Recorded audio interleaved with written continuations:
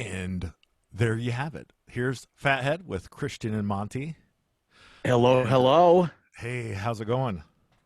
Good, Monty. How are you? I am excited, super excited about I am. today's podcast. Oh, I'm glad. Me Yeah. too. I'm super stoked. This is my birth father, who I met 5 years ago, and boy, does he have some tales to tell.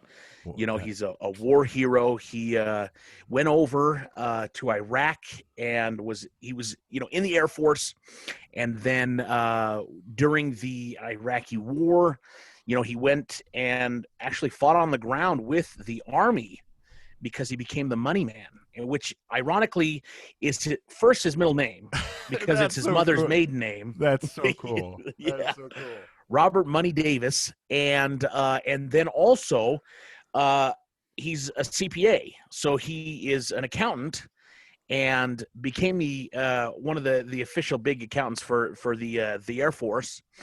And The coolest thing is what they called him overseas, and they called yes, him Money D. Money D. Money D. Yeah, That's like I mean he could make headphones and sell them to Apple or something like that for a couple totally. $1 billion with a Oh name my like gosh, Money Money D. D.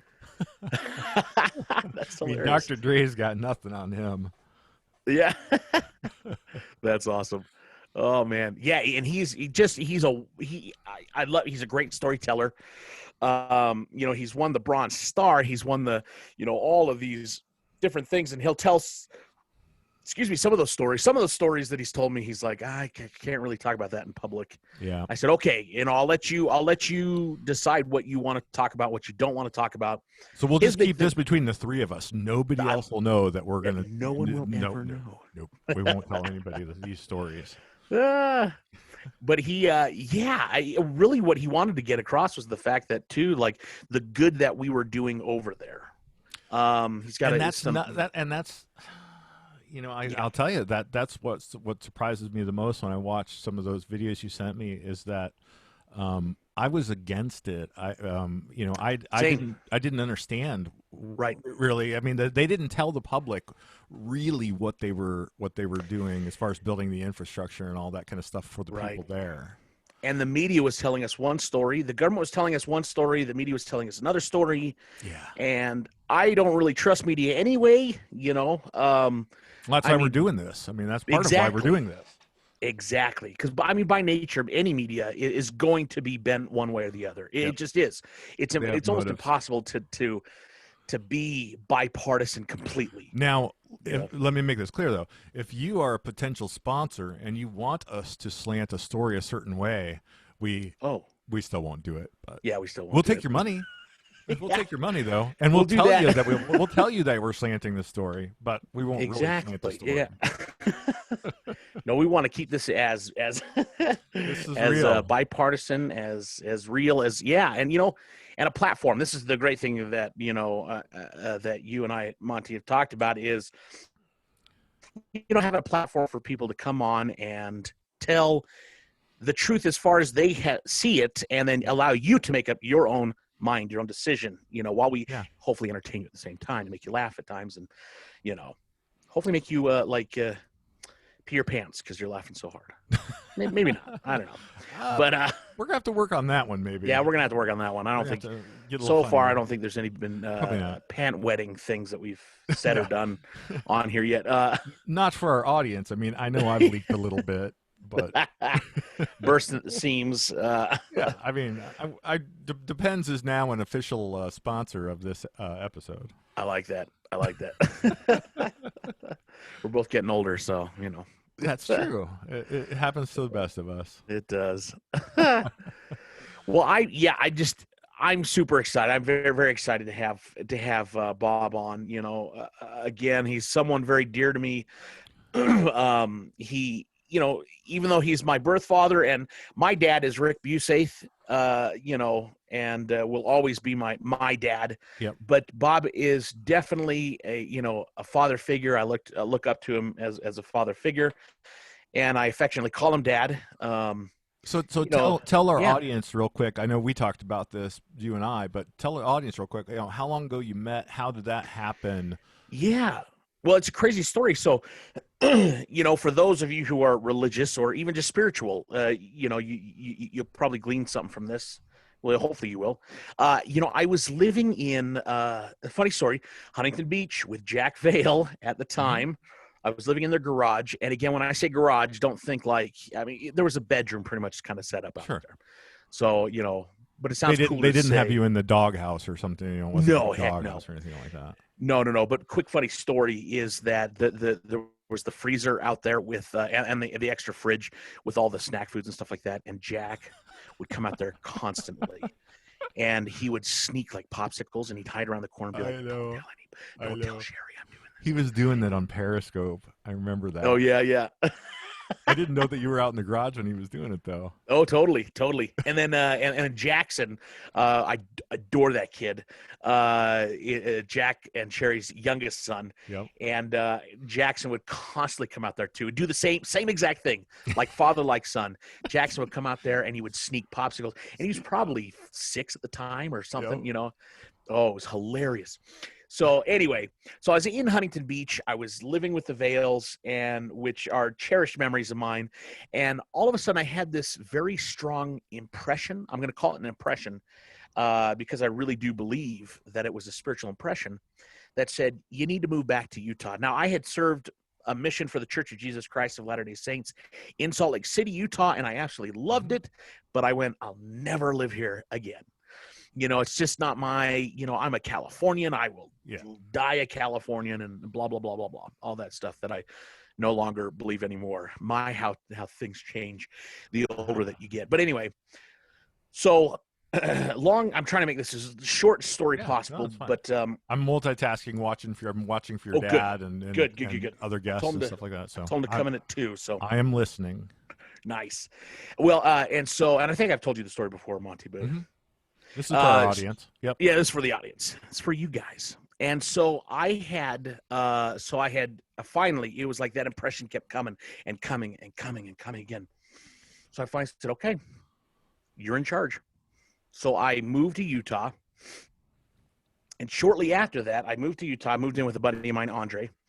He comes into the story later here as well.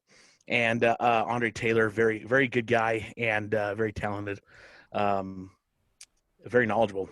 But so I'm moving with Andre, and then I get asked to go film with Cristiano Ronaldo over in Spain. Now, this is going to come into play as well, because while I was over there, I met a guy named Skylar Brunner.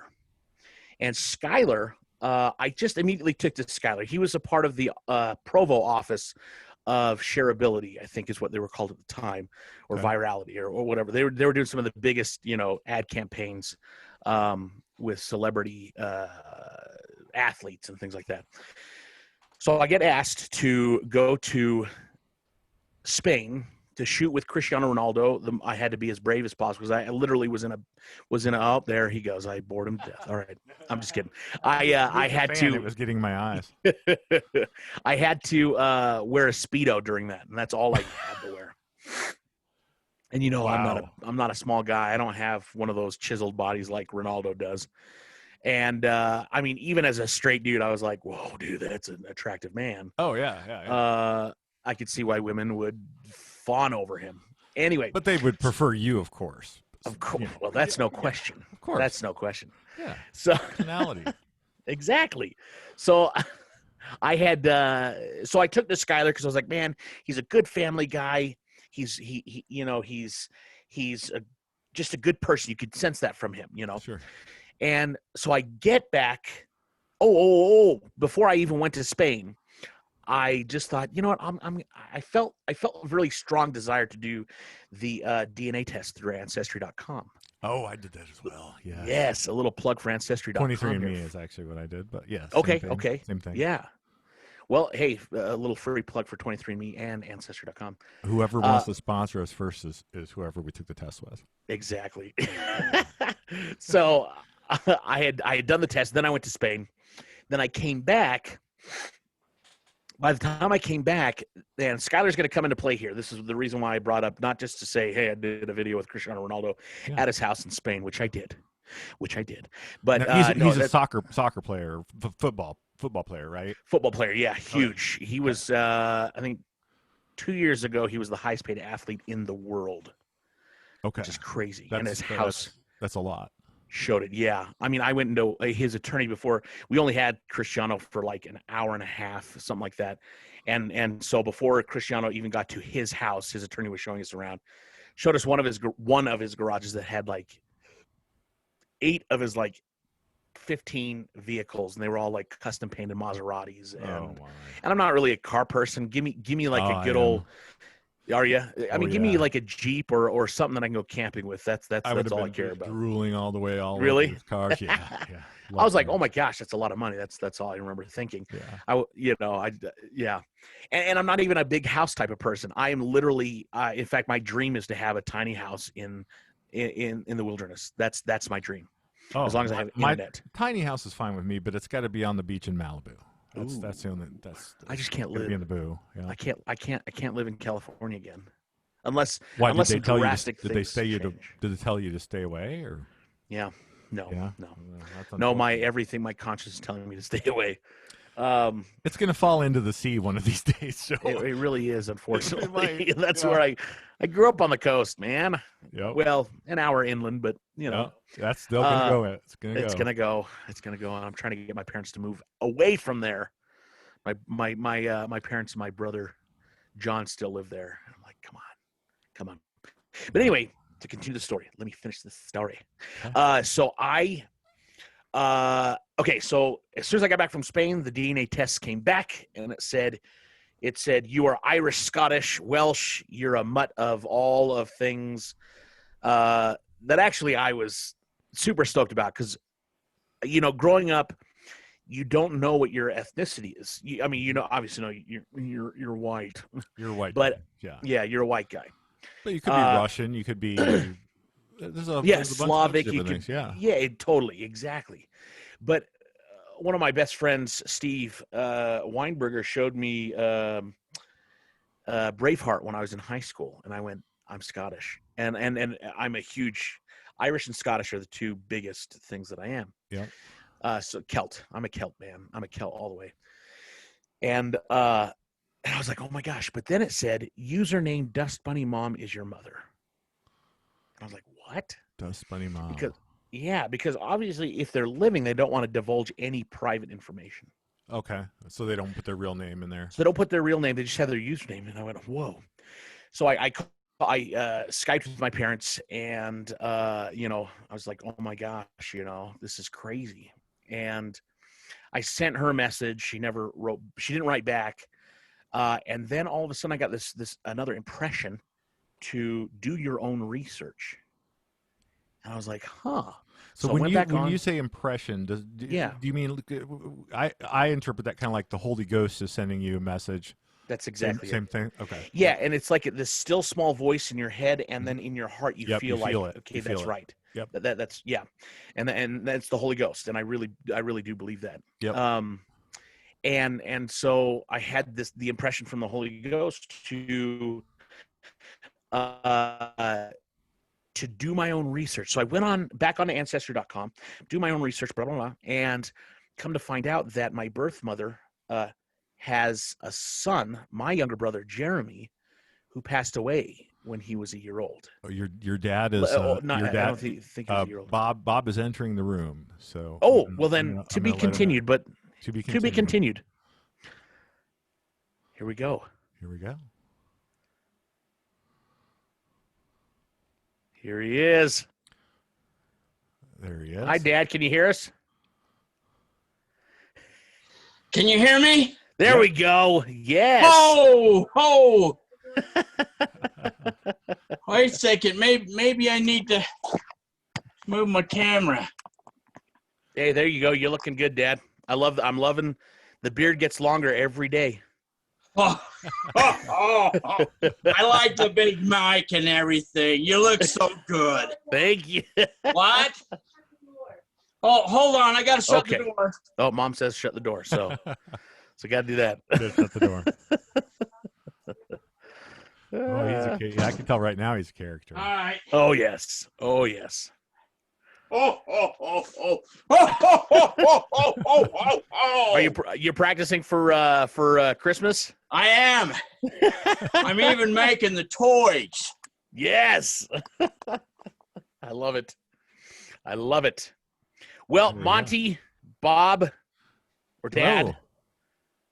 Dad Monty. It's an honor to meet you.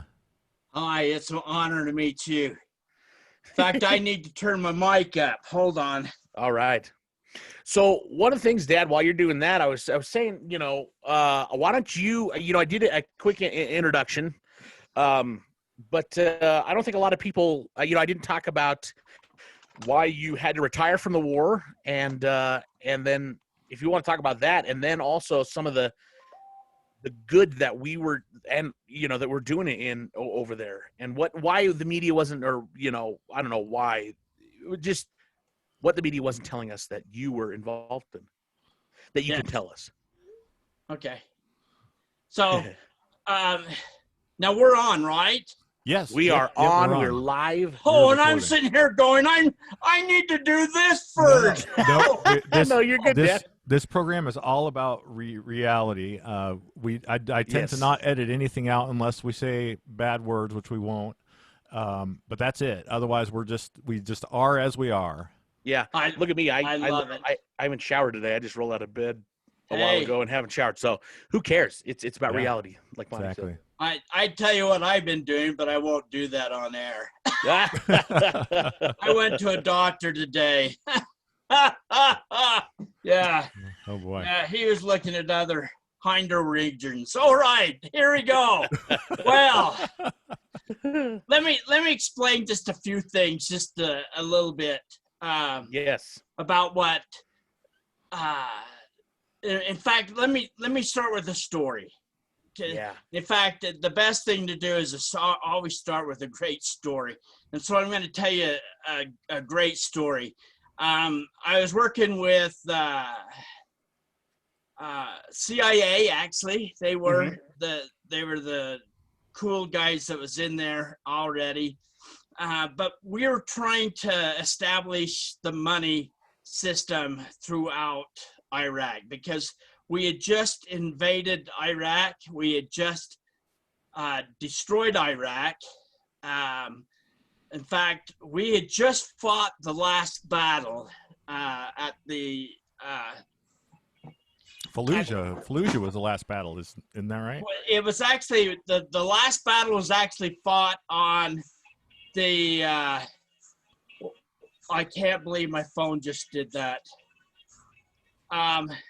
We had just fought the last battle actually on the runway.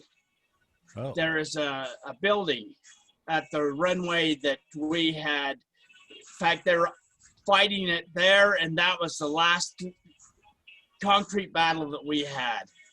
And so we actually, right there, we fought our battle. And so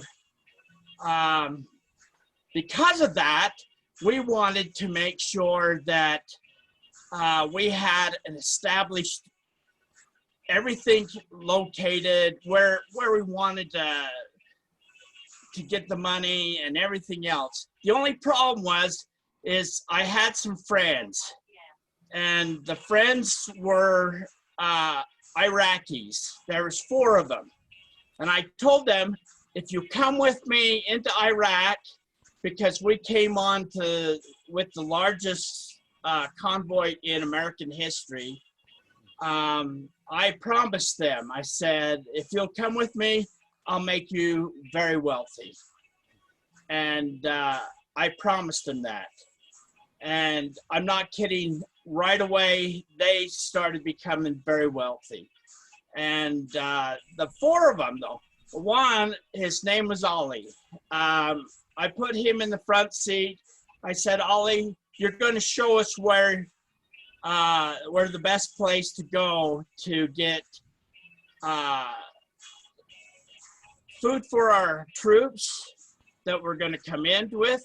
We need food. We need all the other things that was established also, everything that had to deal with it. So Sorry, Dad. Did you is your phone? Did you want to put your phone on silence, Oh, or let me hold on. is somebody trying to call in? Or No, hold on. okay. I think it's girls just want to have fun. It I think is, that's the yeah, song, it's Girls just want to have fun. Cyndi Lauper. Do. Was that Cyndi Lauper, right? It is, yeah, Cyndi Lauper. That's what I was thinking. He has good taste in music, at least. Oh yeah. I can't believe that went on. I turned my phone off, and I don't know why that. Oh, weird. So it just popped on and did that. And Huh? it just popped on. Cyndi Lauper has those powers. She just had to push. Cyndi Lauper. That's a unique story, by the way. Cyndi. Oh, I won't go that. Okay, but she's who I woke up to every morning in basic training. Well, it's in tech school anyway, but she was there for me. But so Ollie said, "Hey, you know what? Can I show you where I grew up?" And I go, "You know what? Might as well show us." And I was thinking of my own hometown, and let's see this. And the problem was it was in Solder City. Now, remember, we knew nothing of Solder City. Solder City is like the ghetto of New York,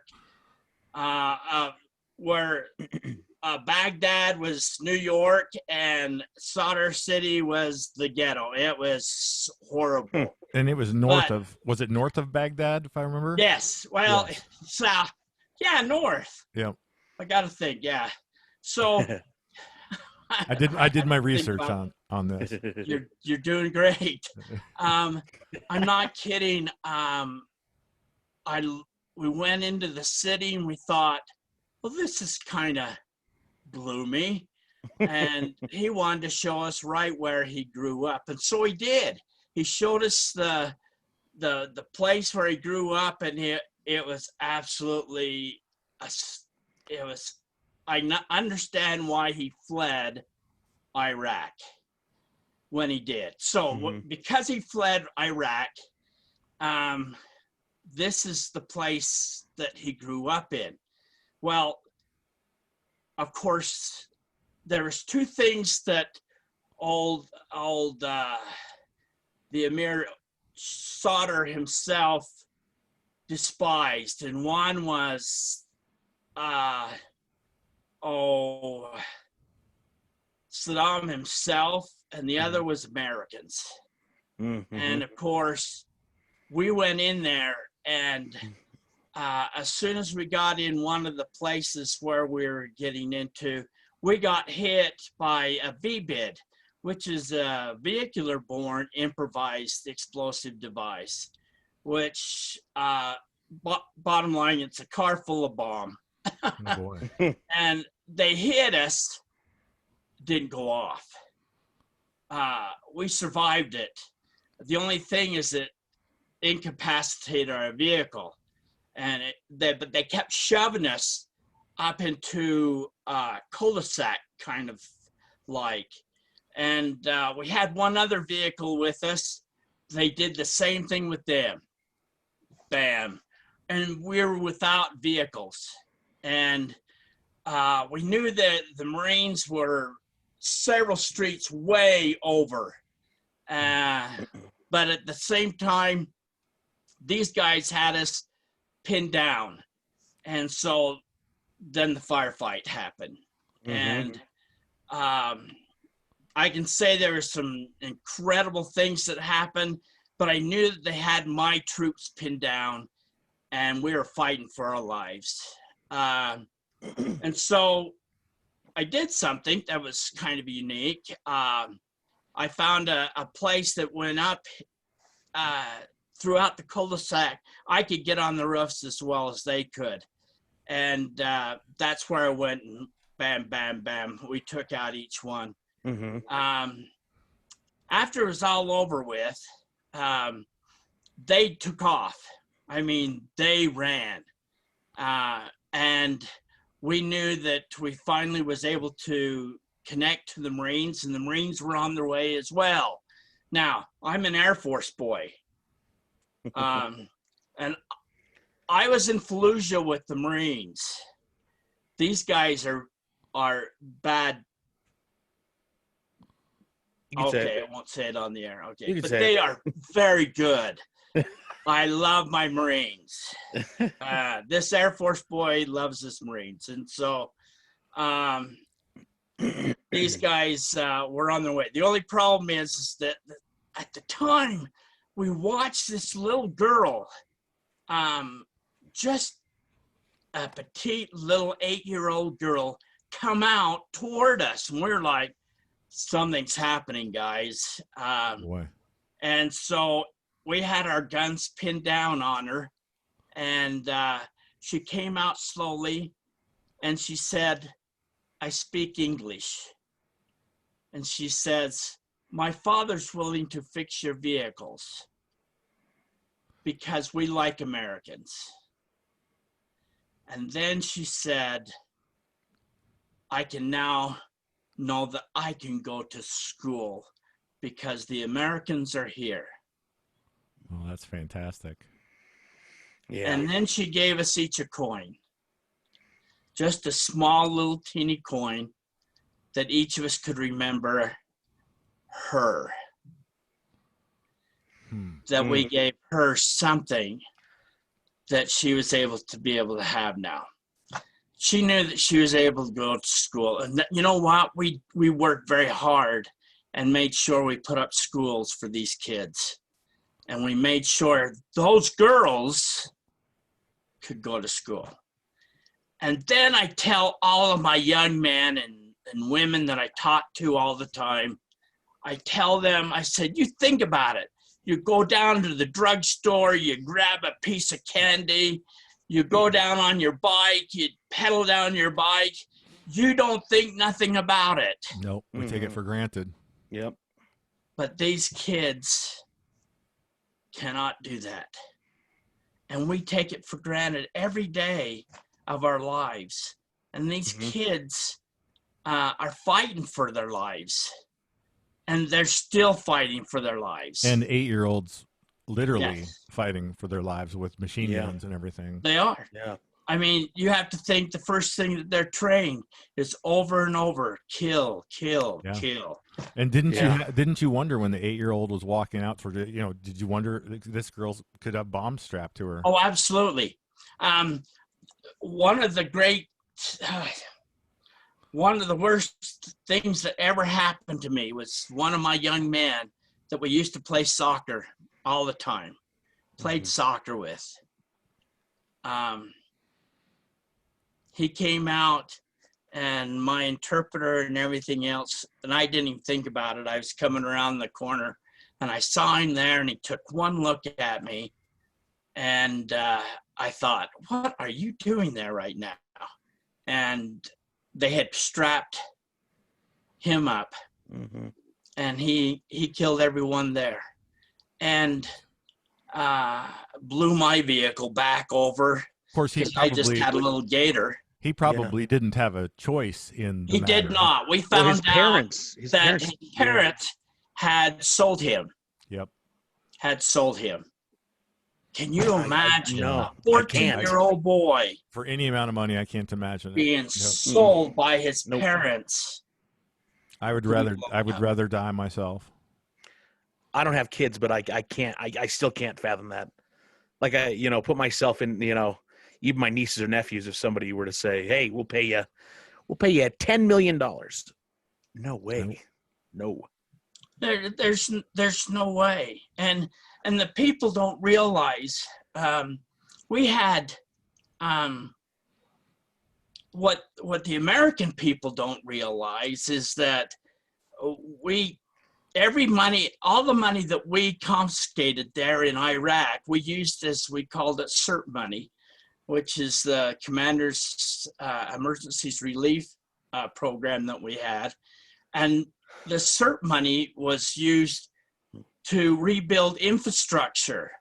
They didn't have power. I mean, I can remember The palace, one of the palaces right there at the runway, that was kind of their getaway. They had a little lake there. They had a boat and a bunch of other things, but the palace was opulent, you know, and gold inside and everything else. And across the roadway was the slums, and the kids were in raw sewage. And the flies were so thick. I can remember taking our commander. I said, "You got to come with us." So we took him out there with us, and we opened up the door, and the flies just went inside. And he says, "Get me out of here! Get me out of here!" Jeez. And it was unreal. But you sat there and watched these kids walking, and the cattle and everything else was in this raw sewage, and it stunk, and it was across the roadway. Wow. From this opulent, great, big, huge, beautiful palace. Owned by Saddam, correct? Oh, owned by Saddam. Yeah. Did the people from the poor people across the street, did they raid the palace once Saddam had been driven out? Oh, absolutely. As soon as they came in and started stripping it raw. Good. The only thing is then we sort of stopped them, and then all our generals moved in and made it their offices. So, well, it was probably one of the safer buildings in the area to do. Yeah. They pretty much, though the first thing they did, they wanted to strip it. We used one of the rugs as to lay our sleeping bags on too. So yeah, it was kind of nice. Now, would you say, Dad, that Americans, that when we went in, and this has been true throughout history, there's a reason we go in, right? We have this evil dictator, Saddam Hussein, and after terrible destruction that we actually rebuild in there, correct? Yes. In fact, it's different than all the other wars, because all the other wars goes and strips the riches of the country. Mm-hmm. And we walk in and we absolutely spent money to rebuild it. I said, if you want to make your country opulent again, attack the United States. They'll make them rich. But the problem is that we went in and rebuilt. We did their sewage system. We did their power system. We did their water system. We redid all that because they needed it. And Saddam had stripped all that from them. And so we made it a lot easier for them in their country.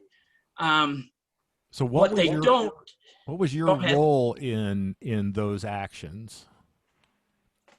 For me? Yeah, what was your role in those? My job, I used to carry between $2 and $2.5 million on my back, everywhere I went. Is it heavy? Very heavy. It weighs at least 60, 70 pounds. That must be a nice feeling, though, to a certain extent. Okay, my claim to fame. Here's my claim to fame, folks. I can't tell you where I was taking the money. I can tell you if you're sitting here, just you and I, but I had $9 million. We had 3 great big huge duffel bags, great big huge ones, with $9 million.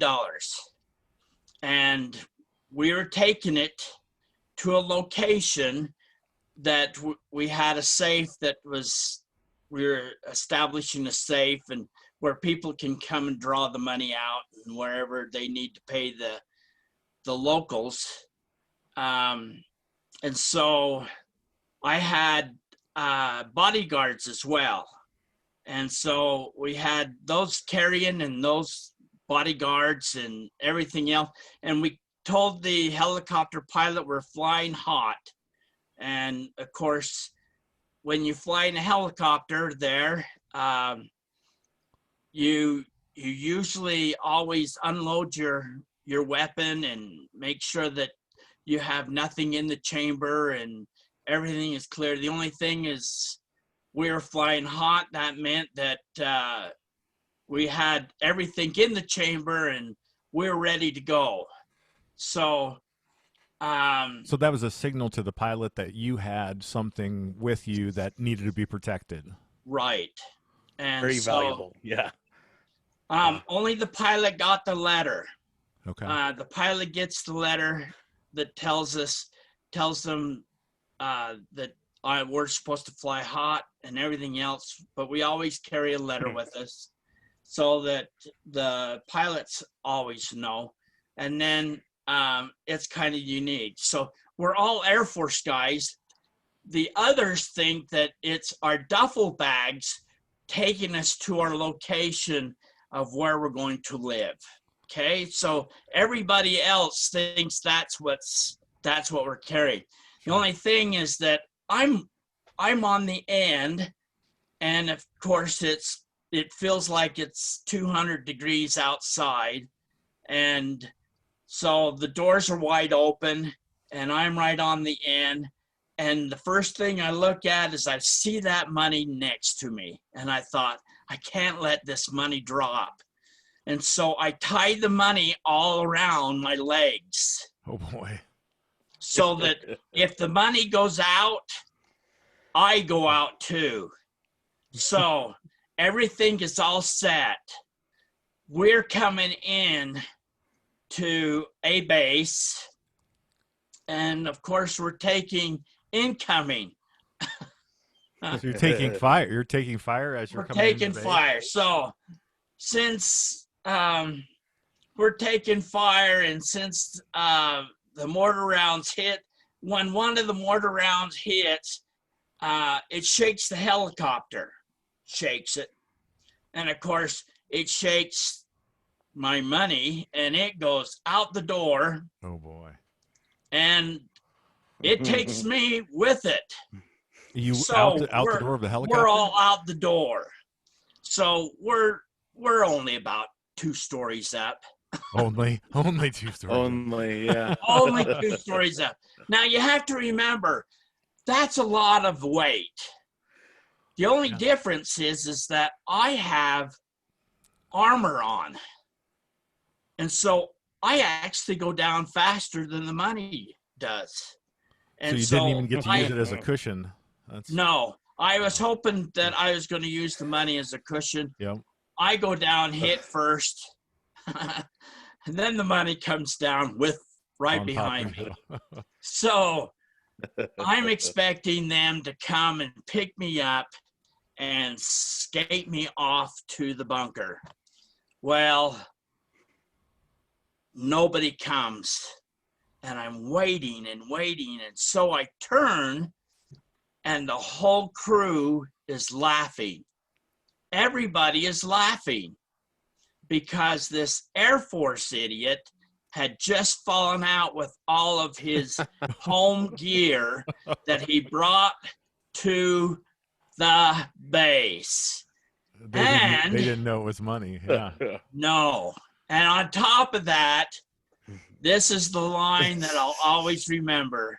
The Army gunner comes up to me and he says, I thought all you Air Force boys knew how to fly. And it was perfect. I laughed as hard as they did. It was absolutely awesome. But if only they knew, $9 million was sitting there on that tarmac with me. And they never knew. They never find out. They never found out. No. Oh boy. So if anybody's watching this podcast and saw a guy and you were there fall out of the helicopter, now whoever the idiot was that fell out of the helicopter. You just put 2 and 2 together now. Wow. You know what was sad? It's not even my bodyguards knew how much was in there.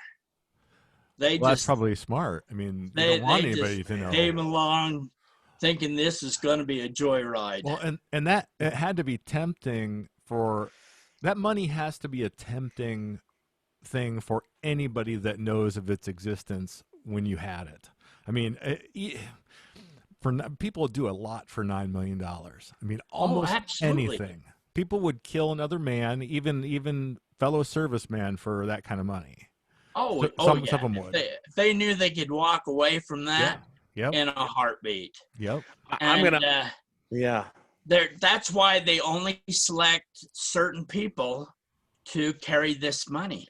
Well, and this is a testament to your character, Dad. The fact that, I mean, you told me that you were the one that found discrepancies, that there was, well, let's say people who were using money and they shouldn't be using money. That's not theirs, if you know what I mean. Yes. That the reason why you were so trusted was that you had found a lot of those discrepancies and called the attention to that. And you never had any discrepancies with yourself. No, I never lost a penny. Never lost a penny. Yeah. And all the time I was in the war zone, and all the time, never lost a penny. And found lots and lots and lots of money. Were you ever tempted personally? Was I? No. It never even crossed your mind. Never crossed my mind. It never ever crossed my mind that I would ever take a dollar. I didn't. And and That that's says a lot. Never. No, you're telling the truth. It's kind of a unique situation. I loved the job. I loved the people. In fact, I loved all the workers that I loved. There was some great individuals that I worked with that were they were locals, lived right there in Baghdad, and they were willing to work for the Americans. And they lost their lives because they worked for us, and they didn't realize that this would cost them their lives. Well, they had to know that there was a risk of some sort. I mean, there was some that knew that it was going to cost them their money. In fact, one of the things that I worked with is I worked with the Treasury Department in trying to come up with a way of actually making it so that they would get a credit card just like us, and we dump money into it. The problem is we made the first mistake was that I transferred the money from New York into Baghdad bank. These guys were wizards in understanding banking, and so they figured out that all those who got money in from New York were working for the Americans. And so we finally had to transfer it from Kuwait. We take it from New York into Kuwait, and from Kuwait into Baghdad. So it was coming actually from a Muslim country. I would think that any incoming money to parties inside Iraq would be strongly questioned at that point. Oh yeah, these people that came in, they put up with a lot. I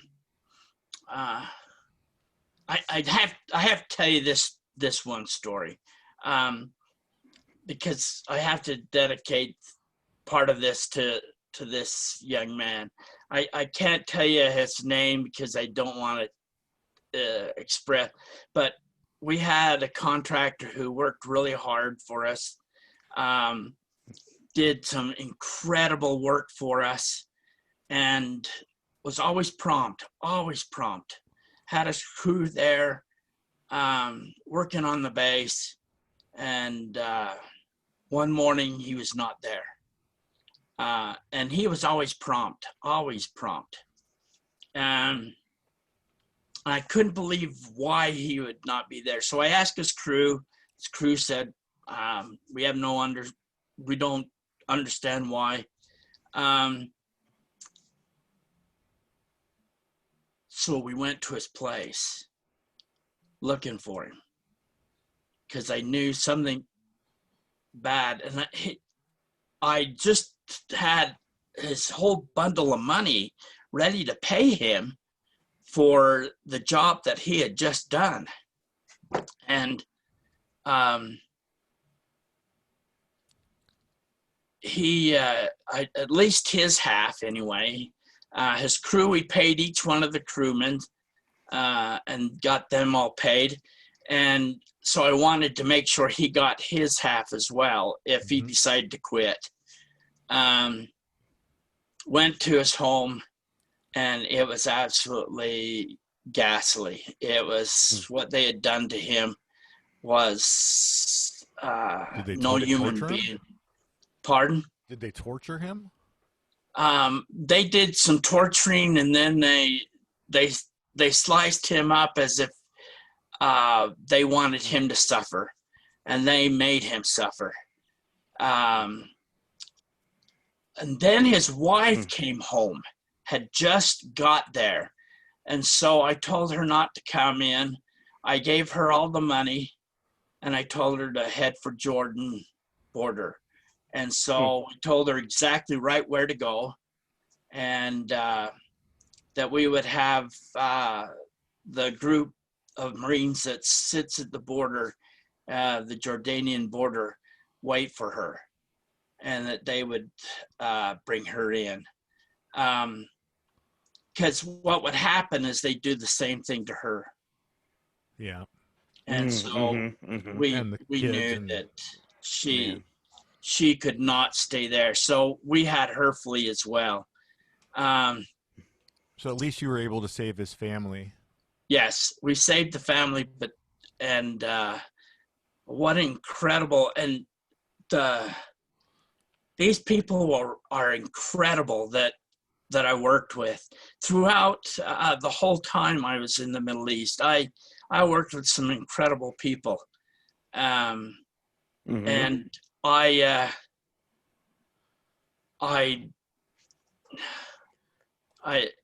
it tears my heart to see people don't realize that we went in there for a reason, and we went in there and talked to the people.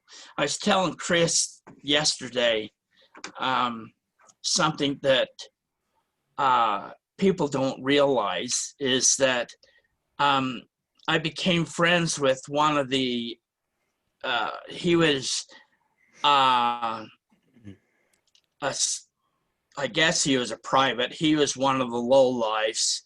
I guess they wanted to call them the lowlifes of the base.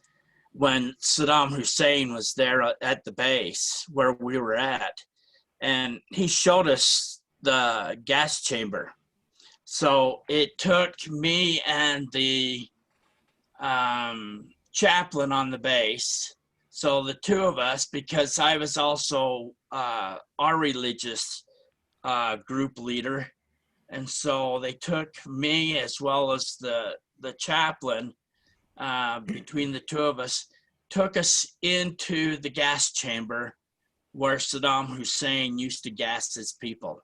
Well, why did he? I've never quite understood this. Which of his people did they gas, and why did they do it that way? I mean, I know Hitler did it that way, but he exterminated millions. But why did Saddam need gas chambers? He used it against to make sure that the people were following what he was teaching them, or making sure in their world. In fact, he was a Sunni, and the Shias were the anti Saddam Hussein people, and so he would gas them. So it was a scare. It was used as intimidation. It was more as a scaring tactic, yeah, okay. Because it got them, whoever he wanted to get rid of.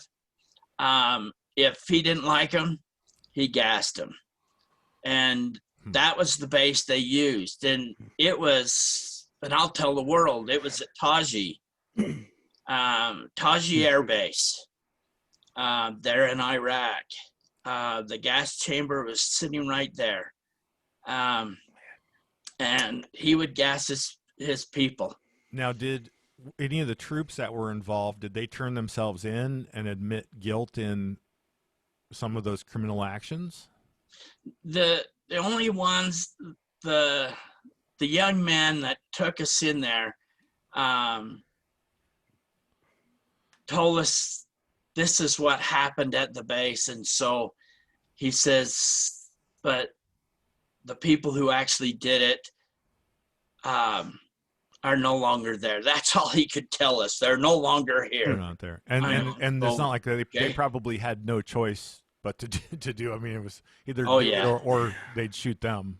They had no more choice. And I sat there and I looked at this, and this place, beautiful base, but was used for a place of death, and it was a place that Saddam Hussein used as a place to get rid of his people. And I keep thinking, people think, weapons of mass destruction, they knew that they had them there. I'll bet you a nickel to a dime that's exactly what they had. The only thing is, I'm sure that he gave them over to Syria or to somewhere else quickly. Well, see, a friend of mine named Greg Cummings was an Army Ranger in Iraq, and he told me, I don't remember exactly what he told me they found, but in the desert, buried in Iraq, his group found weapons of mass destruction. Now, Greg is somebody I want to have on in the future, so maybe he can clear up what exactly they found. Oh yeah, but he because I always gave him a hard time, because I was like, Bush always said they have weapons of mass destruction, but we never found them. Well, Greg Cummings said, oh yes, we did find them. We just couldn't tell anybody that we found them right then. Yeah, someone told me while we were there, same thing, is that they found them buried. Yep. And I keep thinking, that was something that we need to get rid of, is the weapons of mass destruction. And he was going to use them, and he was willing to use them. The problem is we had to remove him. We had to remove him to get him out of there. I think if we hadn't hit him so fast with the the surprise attacks and stuff, I think that it would have been a huge risk of him using them. Sure. I think we got him before he had a chance to actually get him up and going. Now, my question is why wasn't that made public? Why wasn't the fact that we had found weapons of mass destruction, and with so much scrupulation with the president at the time of why the reasons that we went in there, why wasn't that made public? Or was it, and it was squelched by our wonderful media, and I use wonderful in quotations. Well, because we never heard of your school building. We never heard of your infrastructure building. We never heard anything of those things. Yeah. No, and you don't hear about any of this, but yet we sat there and we saw it every day. Every day we went in there, we saw what they did to their people. We saw what they did to their, can you imagine this opulent palaces and everything else, and then to walk across the street and see raw sewage, and then that's what the kids are playing in. And here they were. They had the capabilities of having great power and being able to do this thing. And the sad part about all this is that we walked away from them. And then all these people, where else was they going to turn? They had to turn to whoever was there in power. And that's the problem is we abandon our people that we were willing to help. And It's similar to what the French did with us in the Revolutionary War. They helped for a little bit, and then all of a sudden, oh, you guys are oh leaving yeah, now. It's the hey, same you thing. you got it, Yeah, thanks. yeah, yeah. Yeah. And so I think that's what we, and I think we would have a great democracy. I keep thinking, we had Germany, we stayed in Germany, we stayed in Japan, we stayed in all these countries, and we built and we strengthened them. And we could have done the same thing with Iraq. We could have stayed right next to them and made them a great democracy. Mm-hmm. And yet they would have been a great powerhouse within the Middle East. Oh my gosh, they would have been a powerhouse in the Middle East. We walked away from them. Well, the political pressure was just too much, because I think the American public would have probably stood for that if we would have known what was truly happening. I mean, I know I would have. Exactly. I would have backed it, and everything if I had known what you're telling me today. That's probably exactly right. I think we did a disservice to our people by not telling them. And I do worry. I worry about that the propaganda media has come up to the point where this is the only thing that we need to tell the American people. Right. And we failed them. We truly failed them. And I'll bet you everyone, if you line up all the servicemen and women that went in over there, and it didn't matter whether they're a cook or whether they were working 5-star general or a 5-star general or whoever it was. Every one of them knows what we were doing, and they knew the purpose of why we were over there. But they couldn't really. I mean, it wasn't their job to. But it wasn't their job to do it. The politicians were the ones that really screwed this up, and didn't communicate with the American people. Didn't trust us with the knowledge that they had. Mm-hmm. Isn't that about the most frustrating thing that you can think of? I'm angry right now. Everything that's going on. Yeah. And we could have, and yet we changed a lot of lives. And now when ISIS walked in there, they cleaned house. Yeah. They did away with the schools away from these young women. They did, then they made propaganda videos so that the young men who are 8 years old, as we were talking, could shoot and be prepared to shoot all the Americans who came in now. So everything we did has been undone. Yeah. Then, in other words. Yes, we've opened up a nightmare, and that's the only thing they can go by.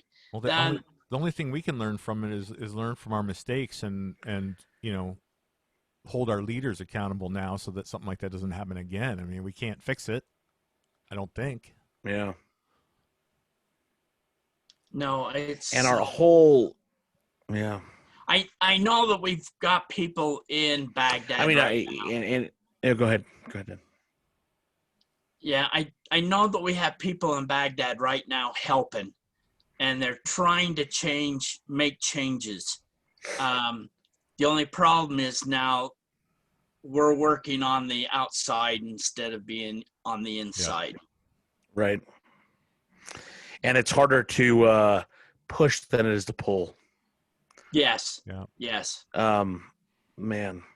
Well, Dad, we've got a few minutes here. I want you to, if it's okay, talk about your forced retirement in 2005, what caused that, and then also your recovery. Oh, okay. Oh, my forced retirement. Yeah. I like that. I did have a forced retirement. in 2005. I actually, I was embedded in Iraq, and had a great crew there. I was had flown to talk to the bigwigs. Actually, it was the Treasury Department at the embassy. And so I decided to take a helicopter. Usually I take a convoy and takes me into the embassy. But at this time I decided, well, I'm going to take a helicopter. So I took a helicopter, flew into the embassy. It was a meeting that I had with the Treasury Department. Again, it was one of those that we were trying to work with the money and how we're going to try to get because the currency was useless. And so we're trying to build it up. We had just, in the printing department in Kuwait, they were printing the new dinars that they were getting ready to bring into the country. So we talked about that, as well as what we were going to do with working with our contractors. Well, when I got ready to leave, holy cow, my helicopter's gone. And I'm going, now that's not very nice if whoever stole. Found out one of the generals decided that he needed the helicopter worse than I did. So so I looked around the place, and there was a group of Army guys that was there, and they were heading to one of the bases that had a heliport. And so I said, do you mind if I jump on and tag along with you? And I go, I usually always stay in the first vehicle because that's what I always ride in when I do my convoy, is I always ride in the first vehicle. And they go, no problem. Sit right behind me. So I sat right behind the convoy commander. And as we're going back,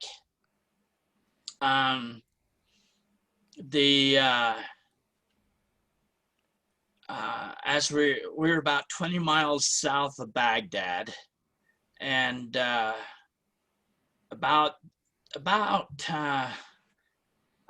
was on one of the turns, I saw the barricade sitting there, and I'm going, barricade, not good.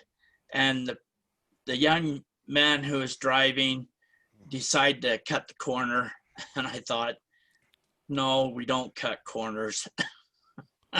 Literally. And the next thing I knew, actually I didn't. It happened so fast, and it tore our Humvee to pieces. It actually, when you see it, it's actually a squashed piece of meat. Actually, killed everyone in the vehicle, but for some reason, I got caught between this area behind the convoy commander, and it also decapitated the gunner behind us. Oh, and so when they got the door open and I fell out, they thought I was dead, but they felt a pulse, and they said, this one's got a pulse. And they said, he's alive. And so they got me out of there. I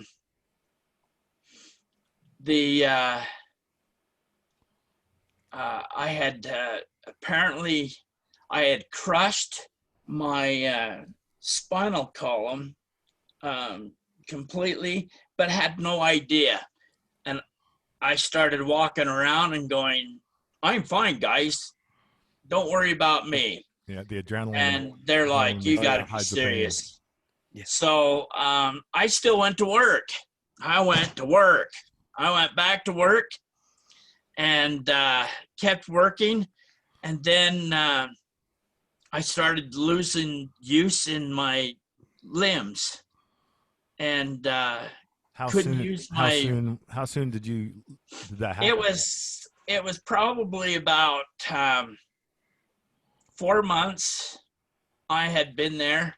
You walked around for 4 months. 4 months. I sat there and I said, you know what? My right leg doesn't feel good. So I went in, had it checked, had it x-rayed, can't figure it out. So I'm limping around like an idiot. And I said, this is not working out. And commander says, you need to leave.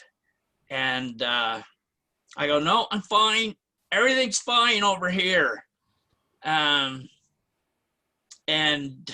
finally, let's see, 1, 2, 3, 4, 5, about 5 months. 5 months, he finally convinced it was time to go home.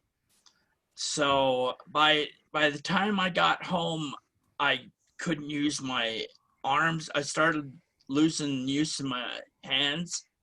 And so they did surgeries on my hands, thinking that's what it is. It's carpal tunnel. So We they- got that. So they we're know- going to do carpal tunnel. So that's probably what it is. That didn't do it. So I says, I can't feel my hands, guys. I don't know what it is. And I can't feel my feet. I don't know why I can't feel my feet. And they hadn't done an x-ray at that point, Dad? And then it was they did an x-ray. No, nothing. My x-ray showed you're okay.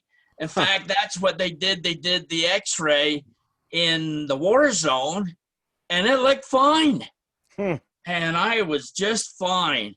And so this young lieutenant in physical therapy, she goes, you need an MRI.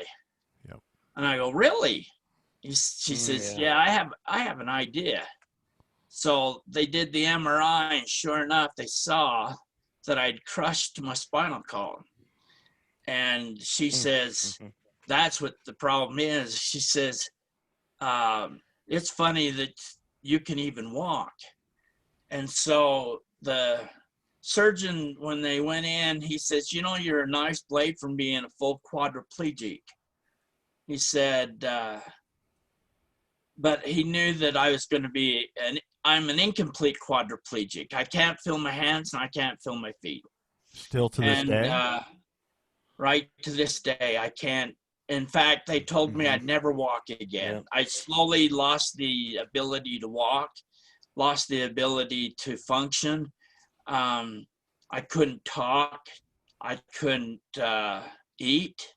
They had to reteach me how to eat, how to talk again, how to do all of the stuff all over again. I had lost it all. What year was that? This was in 2000. I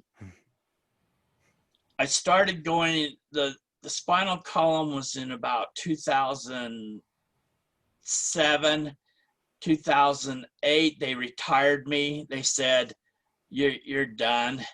They put me into a VA hospital. And by then I couldn't talk. I couldn't do anything. So I sat there for a couple of years, not knowing who I was and where I was at. And then they put me in my private room because I had PTSD so bad it was unreal. So I used to scream and yell and do all the other stuff. And they keep me in my own little room and let me fight it out with my demons. And so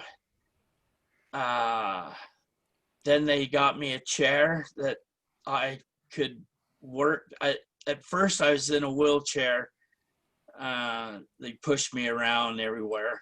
Then they finally taught me how to work a mechanical wheelchair. And that's what I was in for 12 years. 12 years I was in a mechanical wheelchair. And then finally, my wife and I worked really tough and hard. And I blame my wife because she's stubborn. She's an old stubborn woman. But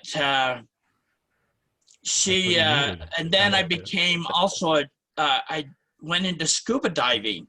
And because I used to do laps back and forth trying to do the scuba diving, it gave me strength. And I finally also, when my daughter was married, I was able to get out of the wheelchair and dance with her. And so we got to dance, and that was the first time I'd ever been able to get up and walk and do my thing. And so I said, from that time on, I'm going to walk. And I still do. There's days that are really tough, and then there's days I could go forever. I think we all kind of have that, but not for the same reason. It's incredible, but that was my forced retirement. Yes. Okay. Oh boy. And then you gave up opioids, which the VA was just feeding you. Oh yeah, and then the opiates. Spoonfuls. All those years of opiates, and finally, one day, my kidneys stopped, and they backed we were scuba up into diving. my system. I was scuba diving, and they. We were buddies, Yep. and I just remember you popped up, and you were, you said I have to surface, and we popped up, and your face was just, white as a ghost, and you said, Christian, I can't do this, and so I started pulling you to the shore, and yeah.